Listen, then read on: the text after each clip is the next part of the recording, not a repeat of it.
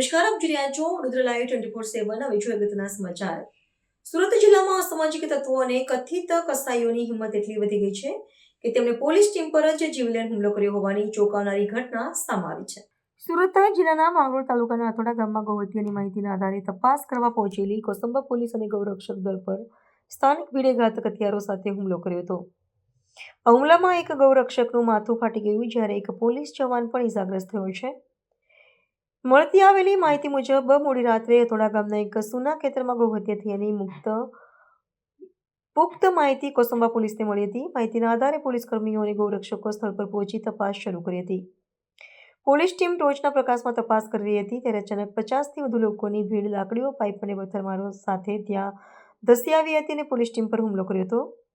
ભીડ દ્વારા કરવામાં આવેલો આ હુમલો જીવલેણ સ્વરૂપનો હતો। ઘટનાની ગંભીરતાને ધ્યાનમાં રાખીને એસપી રાજેશ ગઢિયાના માર્ગદર્શન હેઠળ રાતોરાત અથોડા ગામમાં ભારે પોલીસ બંદોબસ્ત ગોઠવવામાં આવ્યો હતો।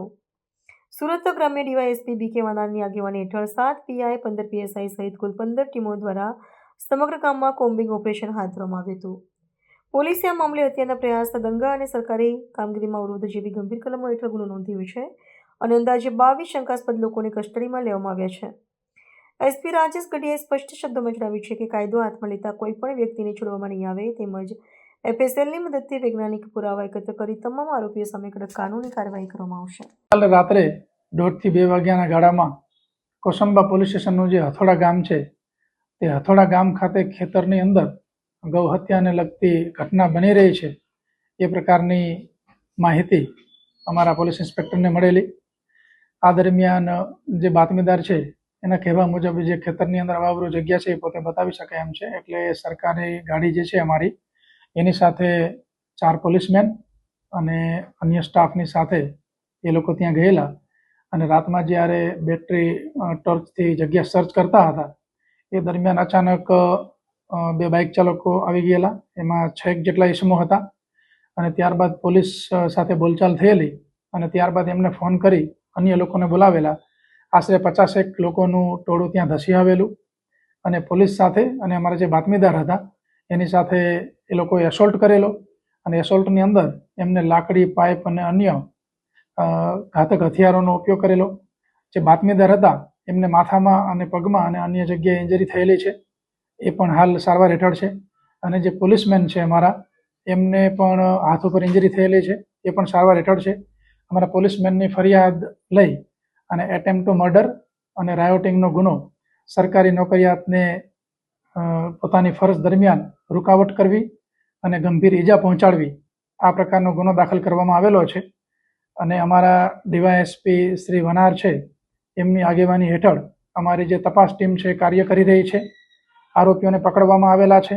દરેક આરોપીઓનો આ ગુનાહિત કૃત્યની અંદર શું રોલ હતો એ પ્રકારના પુરાવા મેળવી એમને આઈડેન્ટિફાઈ કરવામાં આવી રહ્યા છે અને આ બાબતમાં સખત પગલાં લઈ અને આરોપીઓ જે છે એમને નામદાર કોર્ટમાં રજૂ કરવામાં આવશે। કેટલા માણસો હતા રેડમાં? જ્યારે ચેક કરવા ગયા ત્યારે 4 પોલીસમેન અને 2 જીઆરડી, ટોટલ 6 નો સ્ટાફ હતો અને જે એક બાતમીદાર માણસ છે એ 7 લોકો જગ્યા ચેક કરવા માટે ગયેલા। કેટલા લોકોને અટકાયત કરી છે? હા, એમાં આશરે 22 લોકોને અમે લાવ્યા છીએ અને દરેકનો રોલ જે છે, ફરિયાદ તો દાખલ થઈ ગયેલી છે અને ફરિયાદમાં જે નામ છે નામ મુજબના ગામમાંથી લોકોને પકડીને લાવ્યા છીએ અને એનો શું રોલ છે ડિટેલ ઇન્ટ્રોગેશન હાલમાં ચાલુ છે। અમારા ઇન્વેસ્ટિગેટિંગ ઓફિસર અમારા ડીવાયએસપીના સુપરવિઝન હેઠળ વિગતવાર તપાસ થઈ રહી છે અને જે આરોપીનો જે રોલ હશે એ છે અને એમના જે હથિયારો હશે એ કબજે કરવાની કાર્યવાહી વિગતવાર કરવામાં આવશે।